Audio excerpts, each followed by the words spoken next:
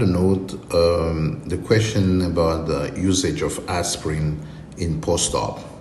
I know some doctor do prescribe aspirin because it's a blood thinner, and the idea is if the blood is thin, the graft will be soaked into the blood and give good growth. But there is no really theory. I personally do not prescribe aspirin in the aftermath of the surgery, just because in the healing process you have some type of inflammation, and I personally do not want to stop that inflammation process, because during the inflammation you have new blood vessels that will connect to the graft for good growth. So personally, I like to, what we call in French, laisser faire the nature, to let the nature take its course and the healing process to be done without really much disturbance.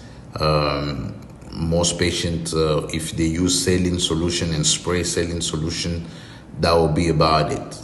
Everything fancy that have been promoted to heal and all that, healing will take place regardless if you put a fancy cream, a fancy lotion, or if you don't put anything. So the key is to keep the area moist, and a saline solution will give that moisture and will help for crust, and will help also minimizing itching.